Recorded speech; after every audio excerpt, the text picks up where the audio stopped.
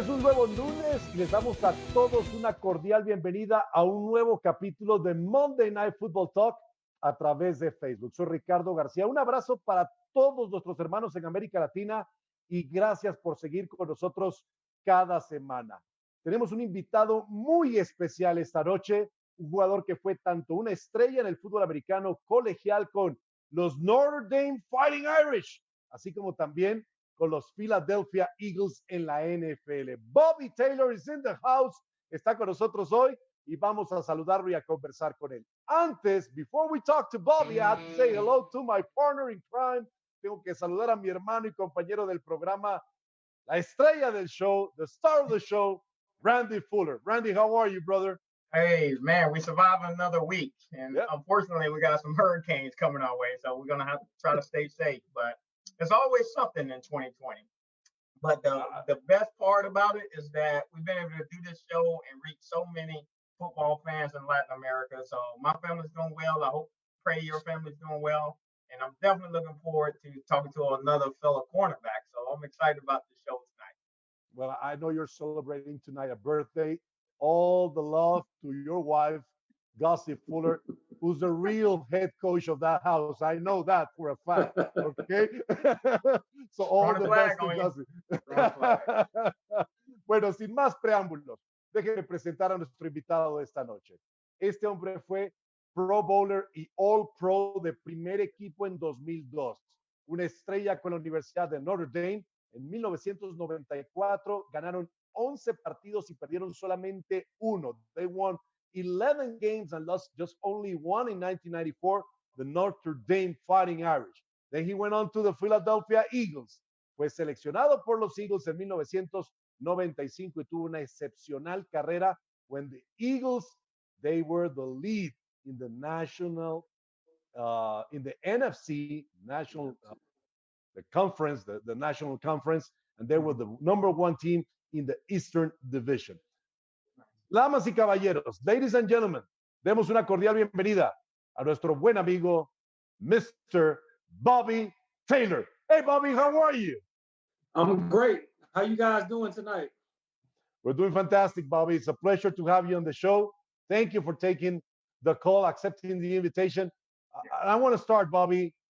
Quiero primero preguntarte, ¿cómo te sientes? How are you doing? How are you and your family doing throughout the pandemic? I know things have changed all over the world. Las cosas han cambiado en todo el mundo. Pero danos un poco, tell us about you and tell us about the way you and your family are handling these things that have been going on for the past few months. Lo que ha ocurrido en los últimos meses. Yeah, I mean, well, 2020 has been very interesting so far. I mean, we're doing good. I mean, I feel like I'm the principal, the homeschool teacher, I work in the cafeteria, I'm the librarian, all of the above. But I mean, we're just trying to stay as positive as we can be. I mean, we know that, things can always be worse. Mm-hmm. And so that's something that I always talk to my wife about, and we try to stress that to the kids as well. And, just try to keep them busy just because, being away from their friends, not being able to go to the playgrounds and go to recess and go on field trips and all of that good stuff. I mean, we missed a couple of vacations that we wanted to try to go to that we had planned for, but I mean, we're all healthy and that's a blessing. And so, we're not complaining because like I said, things could always be worse. Yeah, you're right about that. Fortunately, we have health and we still have a job and we still have a family and we still have a lot of things to do. Dice Bobby que bueno, él está siendo el director, el maestro, el que maneja la cafetería en la casa. Muchas cosas han cambiado en este 2020, pero sin duda alguna bendecido de tener salud y de tener la familia y convivir con ellos a pesar de todas las alteraciones que nos ha provocado la pandemia.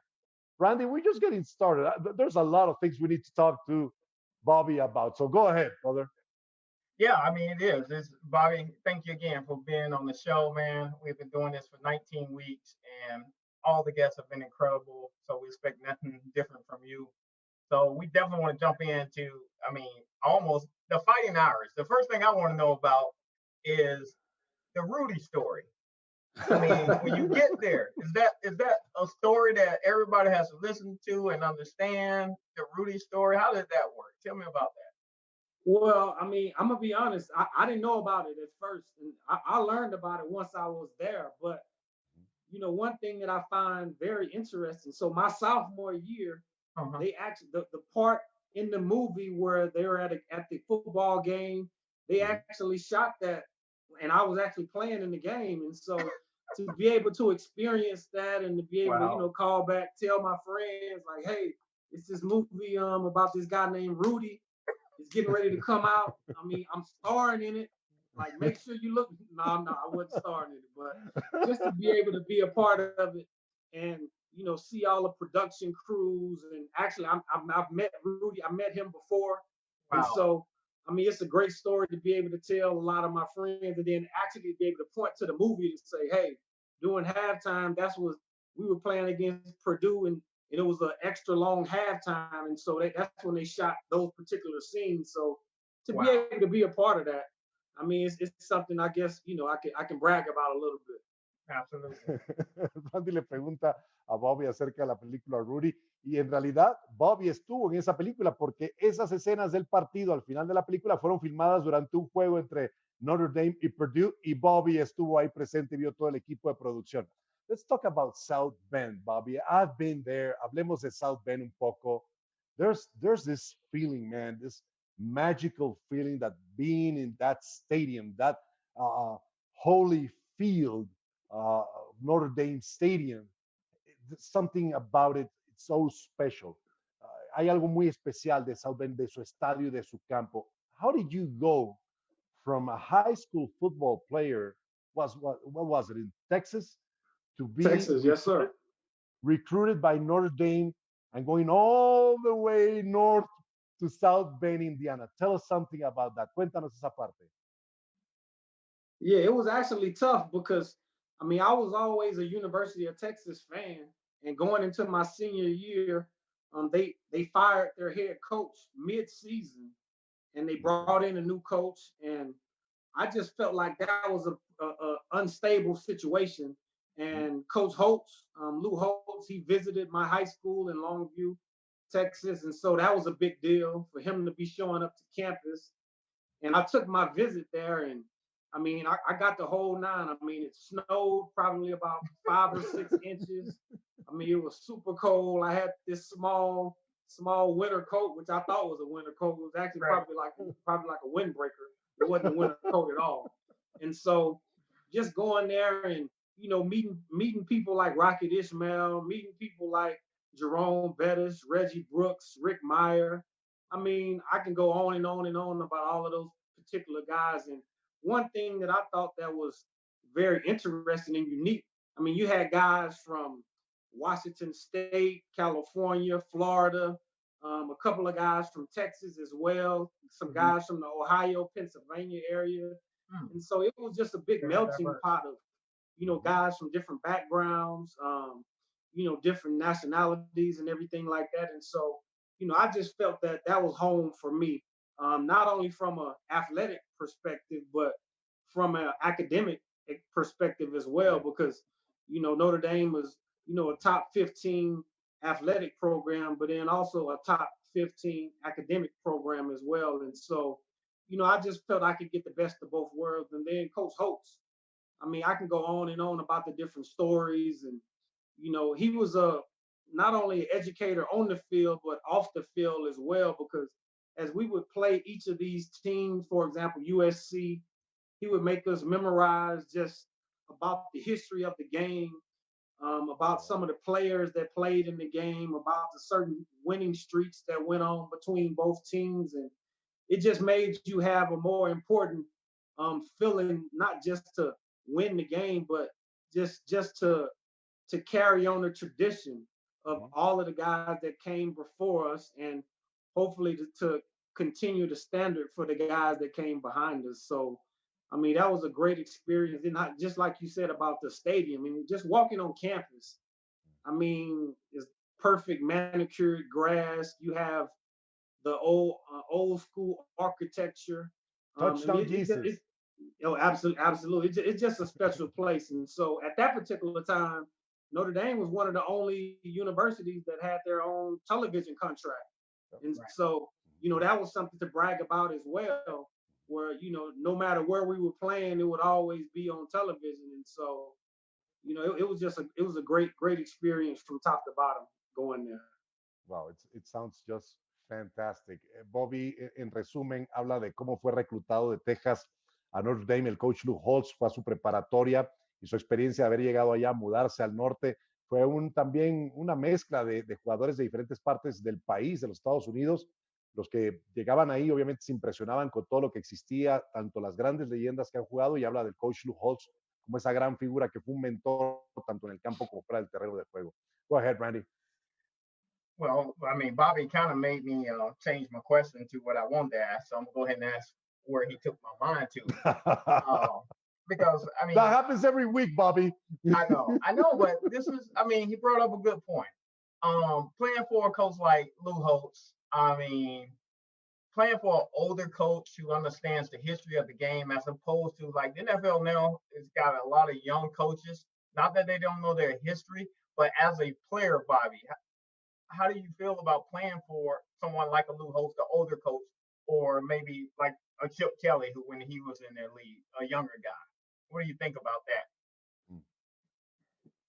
Yeah, I mean, I've actually met Chip Kelly as well, but I mean, my experience with Coach Holtz, I mean, when I played, I like to be coached hard. Mm-hmm. I mean, coach me hard, don't bite your tongue. And that's the type of coach Coach Holtz was. I mean, he was this small man in stature, but I mean, his presence was so large. I mean, it was funny because we had, I guess, about 3 or 4 practice fields, and he had his little golf cart that he would drive around in, and sometimes he would see a guy maybe 2 fields over make a mistake, and you would just hear him barking, and then he would jump on his cart and start driving towards you, and sometimes he would just jump off the cart and the car to keep rolling. Like, coach, like, be careful. And so, I mean, and he would, just be sitting back smoking his pipe. And like I said, there were times where you thought that he wasn't paying attention, right, but he was just grasping it all. Totally. Offense, defense. I mean, he would get out there and run down on kickoff. And so that was cool to have a guy that was, I mean, because at that time, he was already a legend, still coaching. Right. And right, to be able to witness that firsthand, mm-hmm, and just get all of the different teachings, and he was always speaking to us just about not just being good football players, but being good students, being good men in general. And it's just a lot of nuggets that he was always throwing out there for us to be able to just hold on to. Le pregunta Randy a Bobby acerca de esa gran figura de Lou Holtz, y él habla de, bueno, el estándar de calidad de Holtz y las exigencias tanto académicas como deportivas que existían, y que en el campo no se perdía nada, a pesar de ser un hombre de una corta estatura, definitivamente era una leyenda ya para cuando Bobby Taylor llegó ahí a principios de los 90. Coach Holtz, he had already won a national championship, Bobby, in 1991, I think, if I'm right. 90 or 91. 89, 90. That was the year where Tony Rice was the quarterback. That's right. Yeah. Absolutely. So yeah, like I said, he was already a legend at that particular time. We were right there on the doorstep trying to get him another national championship. Unfortunately, we weren't able to get that done, but we played in some legendary games. I mean, one game in particular was the year when we were number 2, Florida State was number 1. That's when they had Charlie Ward, who was the Heisman Trophy winner that year. Yeah. I mean, that game was crazy. I mean, we already had a small stadium in general. It wasn't as modern as a lot of these other stadiums at that particular time, but there were all type of politicians. I mean, movie stars that were there on the sideline of the game. And that was actually the friend. I remember this like it was yesterday. Huh? Was that the pros cons type T-shirt thing that we see on the documentary? No, that was against University of Miami. Oh, that was Miami. Florida State. Yeah.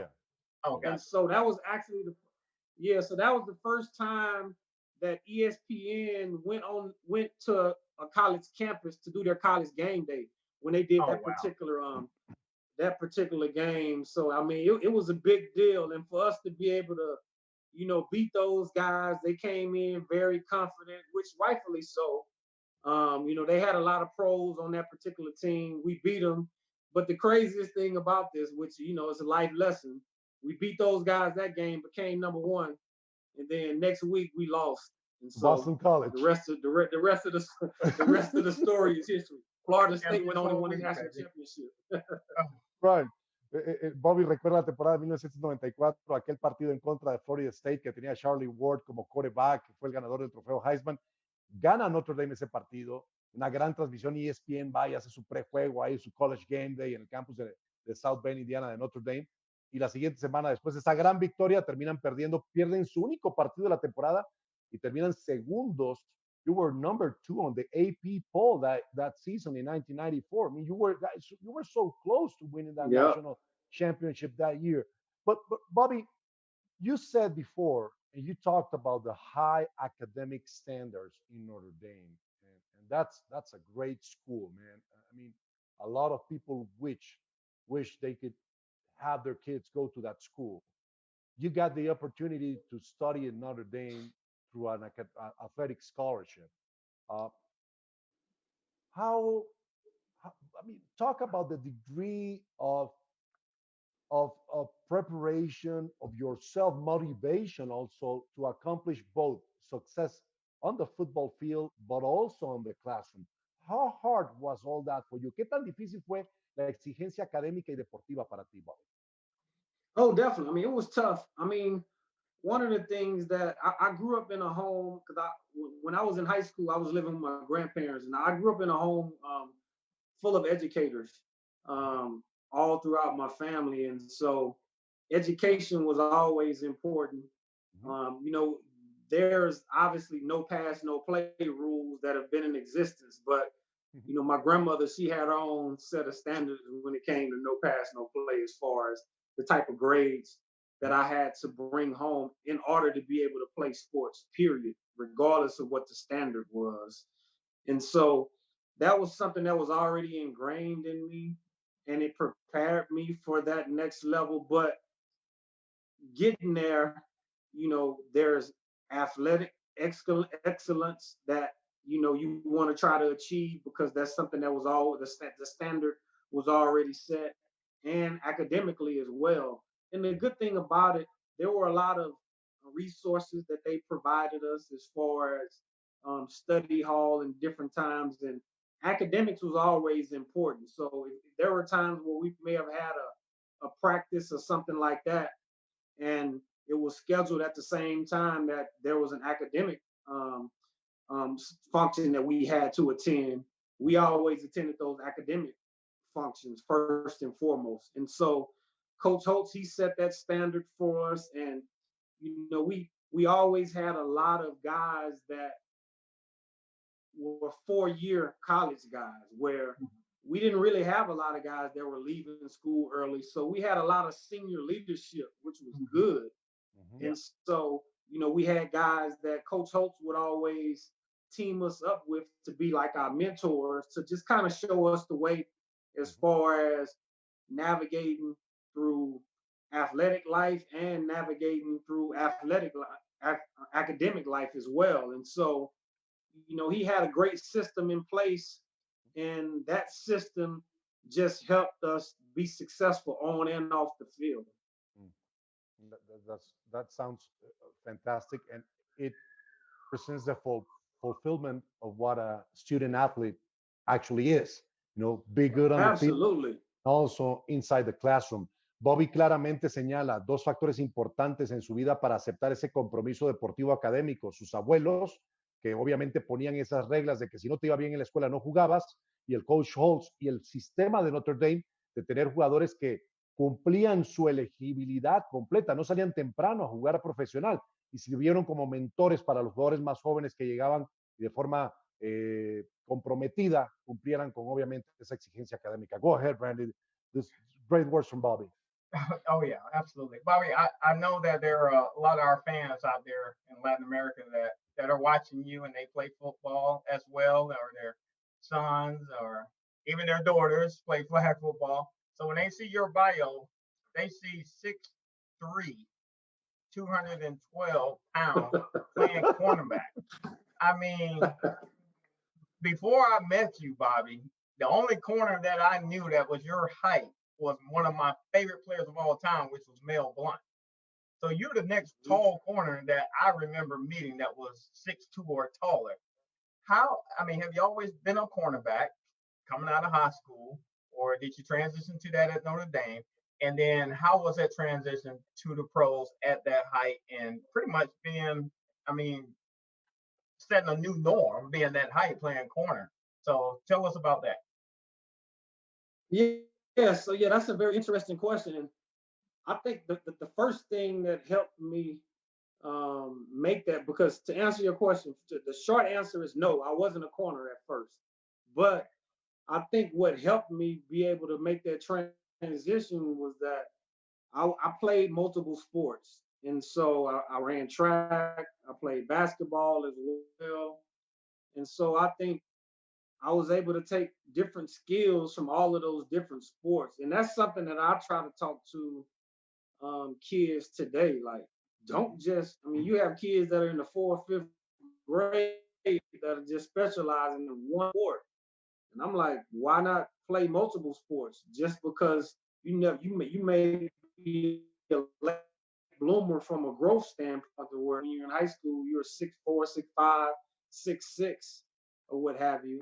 And so to just cheat yourself from some of those other opportunities. And plus, I was a pretty hyper kid, and I loved being busy as well. And so my grandparents always just allowed me to be able to, as long as I kept my grades right and stayed out of trouble, I could play all of those other sports. And so I was actually a safety going to Notre Dame, and I was able to start my freshman year. I was fortunate enough to start my freshman year at safety, and it was crazy because we were in the spring, and we were getting ready to go to a scrimmage, and just out the blue, Coach Holtz was like, "Hey, Bobby, I want you to play corner at this scrimmage." And I'm like, "Coach, I haven't played corner since I was a sophomore in high school." And in my mind, I'm wondering, like, okay, why is he asking me to do this? And then that's also another, a lot of times some athletes would have rebelled. Right. And like, nah, coach, I'm a safety. You brought me here to be a safety. And so I was open because I'm a team player. I'm like, okay, cool. I'll play corner this particular scrimmage. And I tell people, I said, from that day forward, I never played safety again in my life. He was like, I need you to play corner. I need you to play corner in this particular scrimmage. And I never played safety again, like ever. And so it was a blessing in disguise, I would say. That my coach, Lou Holt, somebody that I trusted, just decided to. And I don't think it was something that was just rushed. I think it was maybe something that he saw. Yeah. That he had a better vision than I did for myself, and I trusted that, and the rest is history. Wow. Le pregunta Randy a Bobby acerca de, bueno, su estatura y sus configuraciones físicas, 1,90 m, 100 kilos. Muy rara vez ves un corner de esa estatura. Que bueno, fue Lou Holtz el que en realidad lo transformó de safety a corner, porque él salió de la preparatoria como safety y lo hizo en un scrimmage y lo convirtió, bueno, en el extraordinario cornerback que todos conocimos tanto en Notre Dame como en Filadelfia. Bobby, there's something we haven't talked about, but you are the son of an Olympic champion. And you talked about your grandparents and the influence they had on you. But what about your father? It doesn't, it's not easy to grow up being the son of an Olympic medalist. Yeah. What can you tell us about your father, and how did you follow in his footsteps, and how you, as a parent today, are trying to teach your kids either to go into sports, or how do you handle being a successful athlete and the son of another one now with that third generation? Is it that hard? Cuéntanos un poco de esa historia. Tu padre fue campeón olímpico. Well, my favorite sport growing up was track and field, and so, I think too, you have guys that just have a lot of different journeys as far as how how they've gotten from wherever they started, whether it's making it to college, getting a scholarship, going on to play in the pros. You just have guys that have different journeys. And, mine in particular, like I said, I started off where track was my favorite sport. And once I started making a name for myself, when I would read newspaper articles, it would start off and say Bobby Taylor, son of former Olympic gold medalists and silver medalists. And I'm just like, why can't it just start off and say Bobby Taylor and just go on with it? And I kind of struggled with that for a certain amount of time. But, it was something that after a while, I just saw that's just normal. I mean, because if I see a kid now and I say, well, who is his parents? That's just something that naturally that you are attracted to a certain degree. And so I didn't necessarily feel pressure about it because I felt like I was doing something that I love. And I think that's the most important thing, which kind of transitions to the second part of the question as far as like with my children. I just try to expose them to as much as possible, whether it's, STEM classes, whether it's, acting, whether it's whatever. I don't care. My thing is I just want you to find something that you love, because if you're only doing it because I did it, the chances of you being successful and more importantly happy are not likely. And so, that's how I try to, father. I have 3 boys. And so they all seem pretty athletic, but it's never something that I'm trying to push in their face. I mean, you would be shocked. I mean, if you walk around my home, I don't even have a jersey up or anything. I just, and my kids have started asking me about it more and more. And I think I'm going to, maybe put some stuff up. But for the most part, I mean, you may see some artwork and things of that nature, but as far as just overly football stuff, I just never have, just decorated my home in that fashion. And so, I just want my kids to just be happy, and I'm gonna be their number one fan regardless of whatever they do. If it's sports, hey, so be it. I'll be happy about that as well. But we have to make sure we do it the right way. That's the most important thing, because you just can't be going out there playing football and doing it just because one of your parents did it, because the game is too physical.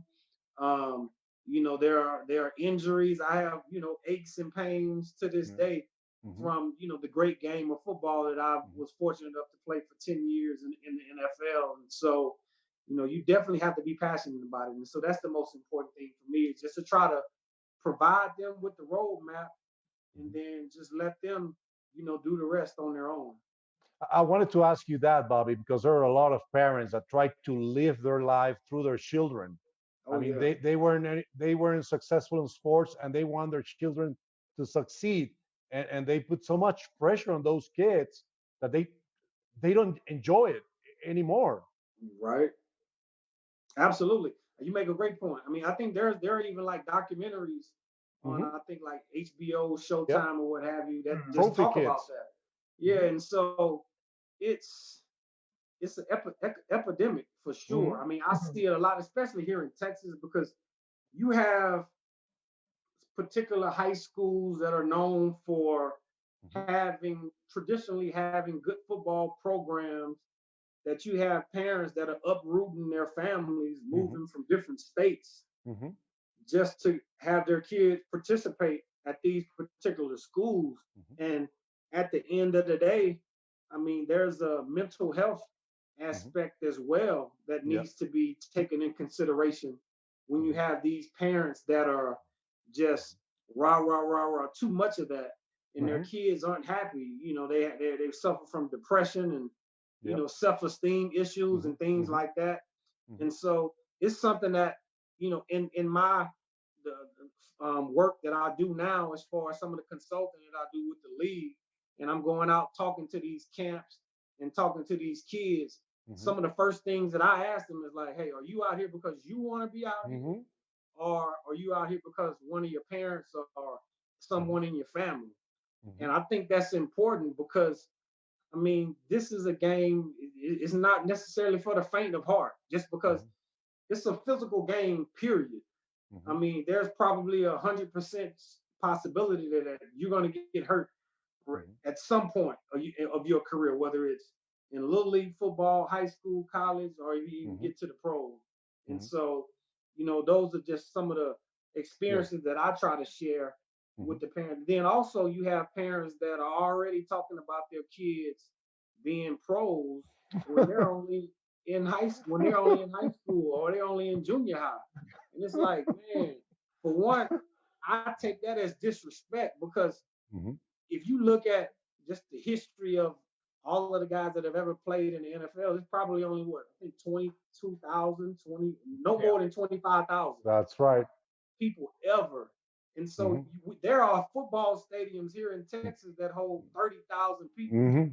So all of the guys that have ever played the game of football at the highest level wouldn't even fill up these football stadiums to capacity. And you're just freely saying that, hey, I know my son is going to be in the NFL. I'm like, listen, good luck to you, but there's a lot. I'm not, I don't want to rain on your parade, because everyone has goals. And that's something that when I talk to parents as well, they say, well, when you were a little boy, didn't you have a goal to play in the NFL? And I'm like, no, my only goal was, I knew that from a financial standpoint, I probably couldn't ask my parents to pay for me to go to wherever I wanted to go in college, to go to school. And so I knew that from an academic standpoint and from an athletic standpoint, I could work my behind off to get a free education or what have you. And so when I was at Notre Dame after my freshman year, I think we had like maybe 5 or 6 guys get drafted in the first round. Rick Meyer, Jerome Bettis, Tommy Carter, Irv Smith. I mean, it was a lot of guys. And that was like the first time it went off in my head, like, man, you know what? I probably could go to the NFL. And that was honestly like the first time that I really thought about it. Right. And so all of my previous experience playing the game, it was just about, this is a way for me to use my natural ability from a mental standpoint and from a physical standpoint to be able to get my education paid for. And that's how I treated it. Yo le preguntaba hace un momento a Bobby acerca de crecer siendo el hijo de un campeón olímpico. Su padre ganó medalla de oro y medalla de plata en los Juegos de Múnich 1972. No fue fácil, obviamente, desarrollarse en la sombra de un gran atleta, pero que él ha procurado con sus hijos que uno va a su casa y no hay jerseys, no hay trofeos. Les ha dado la oportunidad de que crezcan en lo que ellos quieran sin ejercer esa presión.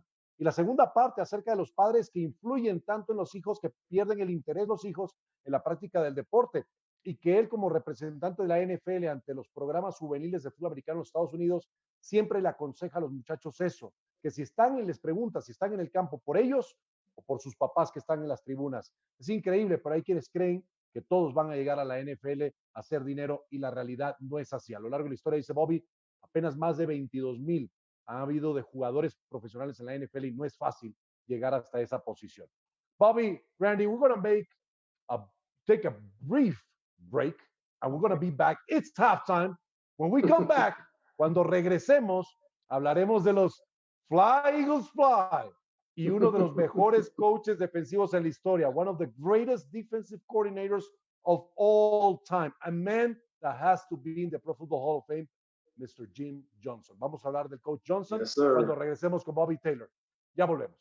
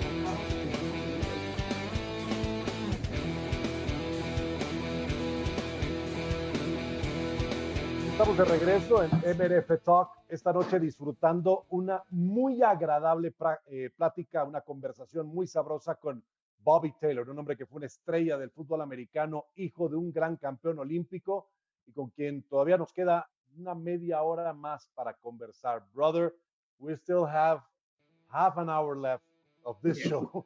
I'm enjoying this talk with Bobby. I didn't have a chance to know Bobby before. Yo no tenía oportunidad de conocer a Bobby anteriormente. But man, I feel blessed. Me siento bendecido esta noche de aprender tanto, of learning so much about a great player, but also a great gentleman and a great person that we all can learn from. Todos podemos aprender de él. So Randy, go ahead. You kick off the second half. Absolutely. So yeah, I've enjoyed getting to know Bobby as a person. Obviously, I knew him as a player. I was really impressed with Bobby at a charity basketball game one year. And I was like, why is he not a pro basketball player when I saw him play? I was like, wow, just totally amazed with his ability as a basketball player. So to learn that he was an all-around athlete and track and field was his passion, which was mine as well. That's probably why we get along so well. But Bobby, I just want to know when you leave Longview, Texas, and you do end up at Notre Dame, and you get on that campus with all of that talent. Obviously, you end up being a starter, but was there anybody that just stood out as a player that made you say, wow, this guy is at a whole nother level? Because I know we do that at the pro level, but I'm just wondering, how was it in college?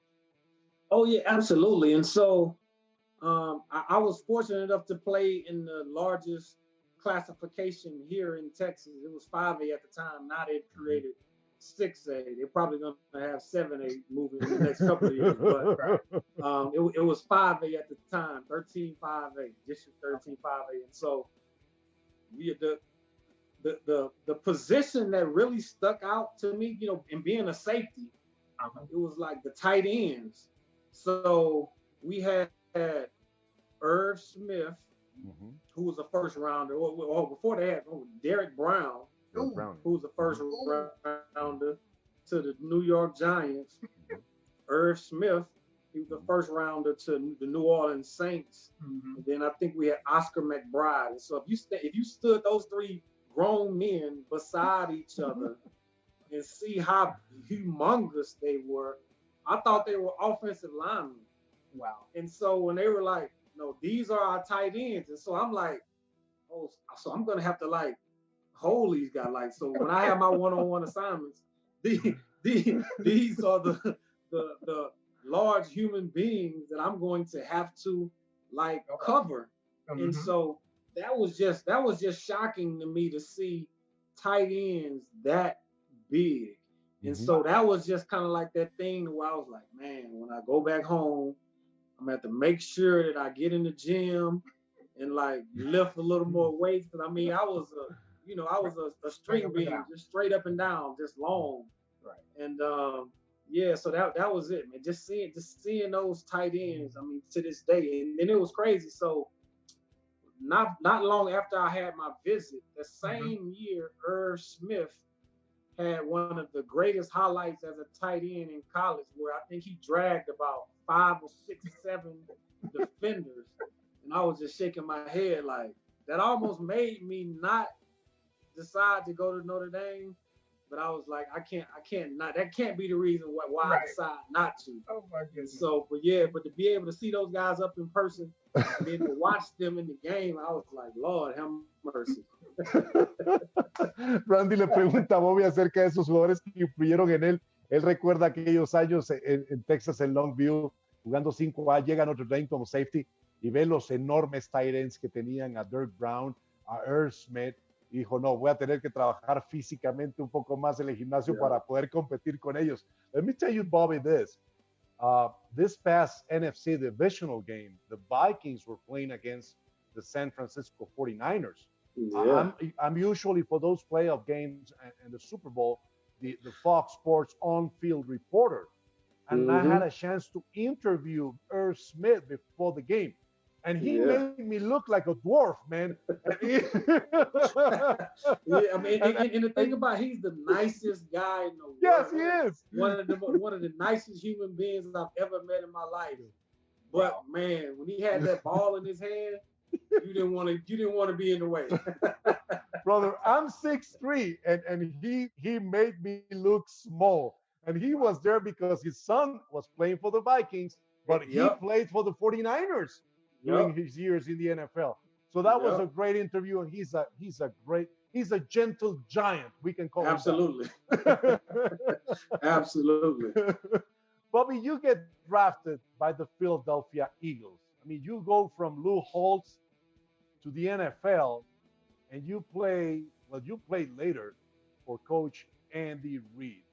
Yep. Tell me about that experience, because we just saw Andy Reid, Big Red, winning the Super Bowl this year. Tú fuiste de Notre Dame a Filadelfia, pasaste de Lou Holtz al Coach Andy Reid. Tell me about how the Eagles welcomed you into a tough city, Absolutely. Philadelphia. Yeah. Because that's the toughest crowd you're going to find. Es la ciudad con los aficionados más difíciles en todo el deporte en los Estados Unidos. But tell us about that story once you went to the city of brotherly love. Háblanos de la historia cuando llegaste a la ciudad de la hermandad. Yeah, so my first 2 years, actually Ray Rhodes, he was the head coach. Yep. Emmett Thomas, who's a Hall of Famer, former defensive back, played for Kansas City. He was our defensive coordinator. And, we didn't really have good years. But, I mean, when I entered as a rookie, the quarterbacks that I was going against every day was Randall Cunningham, Rodney Peete, and Ty Detmer. I mean, all three legends in my book. I mean, Ty Detmer, obviously, he's from Texas. Won the Heisman Trophy the year that we thought Rocket probably was going to win it, but he won the Heisman Trophy. Rodney Peete, he was a great pro from USC, our rival at Notre Dame, and then Randall Cunningham. And so, just knowing that I had to face those three quarterbacks every day in camp, I mean, I was calling my buddies back in college, like, man, like these quarterbacks are like so good. I mean, I thought I was in play to possibly get a pass breakup, and the ball just went a couple of inches past my hands. I mean, like these quarterbacks are just like throwing lasers out there. And then Ray was fired, and we brought in Coach Reid, like you said, Big Red, and he also brought in Jim Johnson, who was our defensive coordinator. And when they first came in, it was kind of like a rocky transition because, as a young guy, you're not thinking about the business part of it. That's something that, you just have to learn with the experience. And so Jim came in, he told us about his philosophy, and he told us about some of the defense that he coached prior to coming to Philadelphia. And, he would put on some of the film, and myself, Troy Vincent, we would just be sitting back like, man, I think we're going to like this. I think we're going to like this. I mean, it was one of those things where we were either sitting back or we were bringing the house. And majority of the time we were bringing the house. I think during our time when we were there, we probably led the league in pressures, in the percentages of blitzes for the defenses that we were calling. And, we led our team. Our defense was the strength of our team. When we were fortunate enough to make it to 3 NFC championship games in a row, it was strictly because of us being a defensive-led ball club. I mean, we were able to generate a lot of turnovers. We had Brian Dawkins on our defense. We had Hugh Douglas, Carlos Emmons. I mean, the list goes on and on and on. Al Harris, he was our other corner that came in, and a lot of times it was myself, Al, and Troy played majority of the time. We played with three corners in Jim's defense, and it was just fun. I mean, Jim, he was an older guy, but he would get in there and, fire us up. And then another thing I thought that was unique as far as the way that Jim coaching style was, where he really relied on us as players as far as like, okay, it's the end of the week. We tried all of these different blitzes. Like, what do you guys like? Like, what do you think we can be successful at when we get out there in the field? And I think that even made us play harder because we knew that, like, he trusted us. He trusted our input. He trusted us as professionals. and he knew that we would be watching film to be able to give him feedback and things of that nature. And so, I mean, I just love him. I mean, obviously he's passed on now, but I mean, he's definitely a great man. And I think he probably should be up to be in the Hall of Fame at some point. I agree with you totally, and that's something that every time I have the chance to talk about, the Pro Football Hall of Fame should expand the selection to coordinators also, not only head coaches, because he deserves to be right there. Dice Bobby que bueno. You know, and not to cut you, I want to add this too, because you know, a lot of our success was because of the guys that coached on our staff. So Jim Johnson was our defensive coordinator. So you just think about it. We had Leslie Frazier, who's a former player, who he was once the head coach in Minnesota. He's the defensive coordinator now in Buffalo. Ron Rivera, who's the head coach now in Washington. He was our linebackers coach.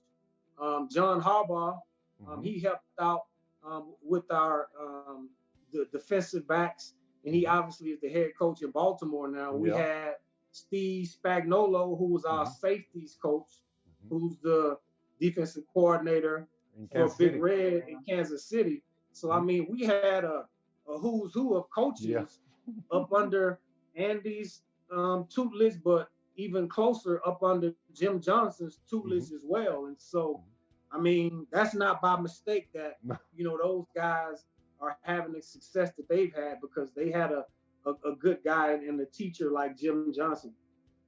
Bobby recuerda su llegada a Filadelfia con tres grandes quarterbacks, Randall Cunningham, Rodney Peete y Ty Detmer, los grandes que eran para lanzar el balón, pero también recuerda aquellas experiencias con Troy Vincent, Brian Dawkins y la gran defensa, Al Harris, que llegó después también, Hugh Douglas, aquellos Eagles de Filadelfia que por años, from 2000 to 2008, Bobby, the defense of the Eagles was top 4 in the NFL in points allowed, and you guys went on, como dice Bobby, a jugar 3 campeonatos de la Conferencia Nacional consecutivos con Bobby Taylor en el equipo.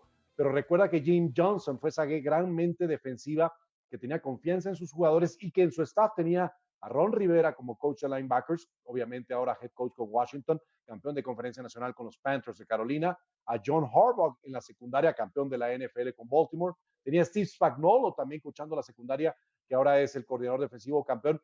Steve Spagnuolo has been a Super Bowl champion with both the New York Giants and the Kansas City Chiefs. Wow, that sounds easier than what it really is. Y tenía obviamente a Leslie Frazier, que después fue head coach con los Vikings de Minnesota, ahora coordinador defensivo en Buffalo. And you had, you know who, Bobby, the godfather of this show, Randy can attest to that, Juan Castillo. Yeah. Well, Juan is the godfather of this show. He was our first guest, Coach Juan. Yeah. Listen, I love Juan. Juan is hands down one of the hardest working coaches that I've ever been around. A good, genuine guy. He has some Texas roots. I just saw Juan in February at the Combines. But I love Juan, man. Juan is a very, very good guy. Hard work. I mean, works so hard. I mean, he works so hard. Dice Bobby que el coach Juan Castillo es uno de los hombres que más trabaja arduamente, que él lo conoce muy bien y que definitivamente tiene una experiencia fantástica del coach Juan. And I'm going to add to that, Bobby, he opened the door to a lot of the coaches from Mexico to go and do internships in the U.S. We had coaches from Monterrey, Mexico, who went on to work with the Eagles and also with the Minnesota Vikings because of Juan, because those coaches got the opportunity to know Coach Reed, Coach Childress, Coach Leslie Frazier, and went on and spread around to all those coaches in the U.S. So Juan, he has Mexican blood inside of him. So he represents. He's one of our own. So, yes, sir. Thank you for saying that about Juan Castillo, Bobby. Go ahead, Randy. Well, what I want to know, Bobby, is this is on the fan side. Playing in a city nicknamed the City of Brotherly Love. How could you have your fans be such a conflict to the motto of the city? How was it playing in Philly and dealing with those fans who may have even booed you at times? I'm pretty sure. I'm sure they did boo me at some time. I mean, like I said, those first couple of years, I mean, we had, I think my rookie year, we made it to the playoffs, but my second and third year was rough. So I promise you, they definitely booed me at some point. And I'd heard different things about the Philly fans. I mean, you hear about the Veterans Stadium, the turf, Right. Yeah. at that particular time. So, all of that didn't do justice. Everything that I heard about it didn't do justice as far as experiencing it firsthand. Right. I mean, it was insane. Now, I don't know if you remember, but we were the first stadium, and I'm not sure if any other stadium did this, where on Sundays they had an actual jail at Veterans Stadium because up in the 700, the nosebleeds at the top, they would be fighting so much. I mean, it was crazy. I mean, crazy. I mean, it would be times where, I mean, I can remember one time specifically because we know pretty much everybody that we play against, and so I was just talking to one of my buddies, a former guy that I played with at Notre Dame, Jeff Burrs, and we unfortunately lost the game, and we were just obviously kind of busting it up and all laughing, and I had this fan that wasn't far away from us, and he was like, "Bobby, take that smile off your face. It's not funny." And I'm just looking at it like, listen, I'm hurt as well, but like, this is my guy. Like, I have so much love for this guy. We've broken bread together. We played with each other for like 2 years. We're just, speaking to each other. And as soon as I finish speaking with him, I'm gonna tuck my tail and go in the locker room. But this fan was just like probably 5 feet away from me, like, it's not funny. And they had this poll in the newspaper where they said the production at companies went down a certain percentage on Mondays after we lost. I mean, it was crazy. It's like, okay, who has the time to think about this? And how do you know? Like, did you go and interview the people that were running these companies or the employees? But they actually had a poll where it was like, when the Eagles lost on Monday morning, the production level at all of these companies in the area went down. They took it hard. Yes. Yes. Randy, Bobby, let me just share the love that we are getting from Latin America. Daniel Elizondo, he's writing from Costa Rica. Bobby, they love your career down there, and he sends his best. Aldo Morales, he's in Monterrey. Roberto Elizondo in Monterrey. Ana Yancy Garcia, she's in Panama City, Panama, Bobby. Okay. We got people from Chile tonight, Colombia, and Mexico City also watching the show tonight. And from the U.S., I don't know who's Michelin M. Taylor, but they say in Spanish, hola, Mr. Taylor. They said all the best and all the love. So, man, who is that? Yeah, I don't know. Yeah, I think that's wifey. Boricua. She's from Puerto Rico. Puerto Rico. Oh man, we could have done this show in Spanish then. Yeah, that's right. Bobby speaks Spanish. Listen, that means you guys have to have me back, and I can have my significant other right here beside me. And hey, we got you covered. And with some salsa. You have to be a salsa dancer, Bobby. Oh yeah, absolutely. I mean, there are a lot of different places. We haven't been in a while, because of the COVID. But I definitely like salsa. I mean, I have my own little book of music in my iTunes. There you go. Jams. I can't tell Randy that because I know he has 2 left foot. So it's up to you. That's it. I'm so glad Ricardo wasn't commentating in my games when I was there. Uh-oh. Hey, I want to squeeze this in before we go, though. Yeah, go ahead. Bobby, I played my first play in the pros. I had to cover the Rocket, Ismail, right? So I just want to know what that was like at practice with him going deep, I'm sure, on most plays at practice. And then B, I played, of course, with your ex-teammate, the Bus, and I just want to know what it was going against the Bus as well. not only in college but in the pros. Well, you know what? It was actually a gift because in college, those particular guys, they were treated like quarterbacks. Don't touch them. Don't touch them. Wow. They were too valuable for what we were trying to do on game day. So right. Coach Holtz strictly said, do not touch these guys. And if you touch them, you were literally going to get kicked out of practice.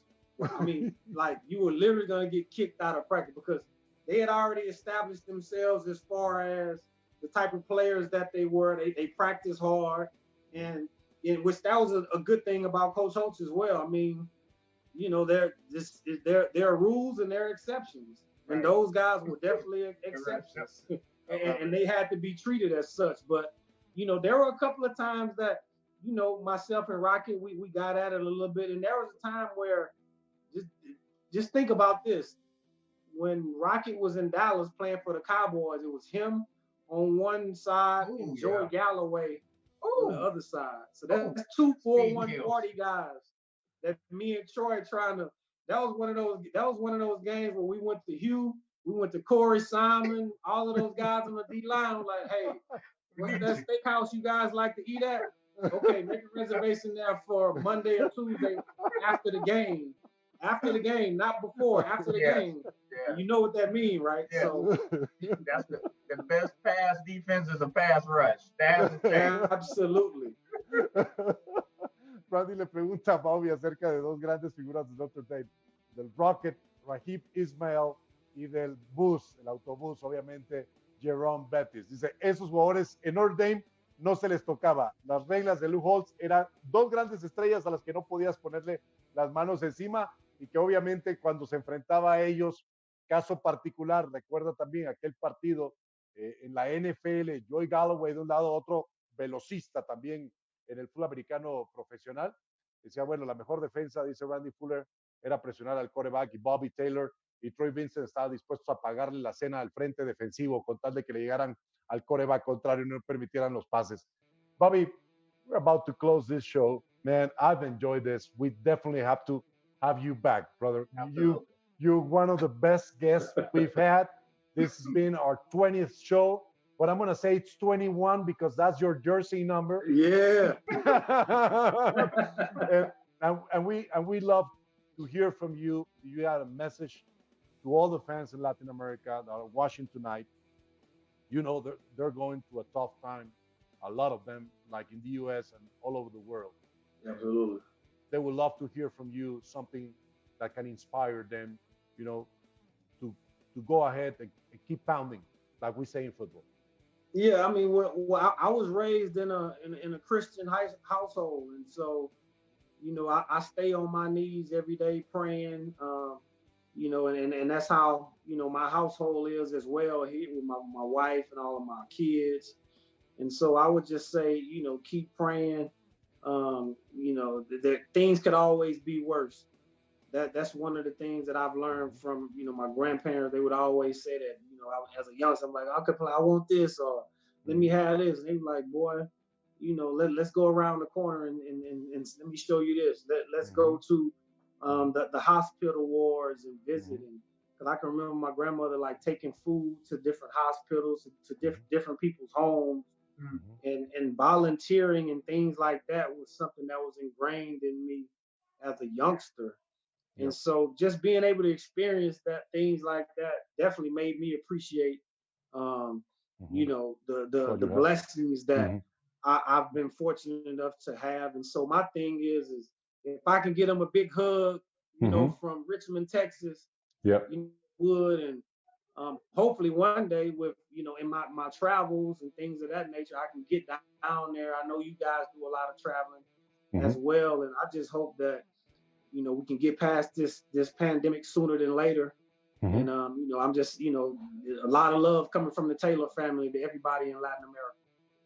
Dice Bobby que les manda a todos un fuerte abrazo desde Texas, que cuando tenga la oportunidad y pasemos esta pandemia, él nos pueda acompañar a Randy y a mí a visitar a nuestros países en América Latina, que recuerda las enseñanzas de sus abuelos, creció en un lugar cristiano, en donde rezaba, pedía a Dios por bendiciones para todos y que obviamente tiene muy presente el trabajo voluntario que su abuela hacía llevándole comida a la gente en los hospitales y las palabras de sus abuelos. Las cosas pueden ser peores. Así que seamos conscientes de lo que tenemos y demos gracias a Dios. Go ahead, brother. One final word. Yeah, hey, I just want you guys to know that Bobby is exactly who he say he is. I have seen the Taylor family do some incredible things, especially during Hurricane Harvey, shipping lots and tons of food and material over to Puerto Rico to help them. So they are consistent with who they are. Service is what they do. So Bobby, I just want to say thank you to you and your family for what you guys do. And my prayers are with you and the family. And I definitely hope that we can get our families back together again soon. I know, right? Yeah, definitely. So, sir, first cookout, we'll let you handle that one, and I'll do the second. Okay. But thanks for being on the show. I got you. Las palabras de Randy Fuller, por eso de acuerdo con Bobby también para una carne asada, pero que sea Bobby el que la invite. Queremos agradecer a todos los fans de Football Grill Nation que están celebrando 6 años. Felicidades por ese gran trabajo en reunir a todos los fan clubs de la NFL en México, especialmente naciendo allá en Monterrey. A Somos Texans en Monterrey, a los fans también de los Colts de Indianápolis, a Eagles México, que esta noche también ha estado sintonizando este programa, a todos en América Latina, Legión Fútbol allá en Costa Rica, a mis buenos amigos de Yarda 506, un fuerte abrazo, y a la Kiwanis Football League en Panamá. En nombre de Bobby Taylor, great guest tonight, Randy Fuller, yo soy Ricardo García. Fly, Pásenla bien. Buenas noches. Thanks for having me. Y'all have a good one. All right, thank you, Bobby. All right. We'll see you, yes, Bobby. sir.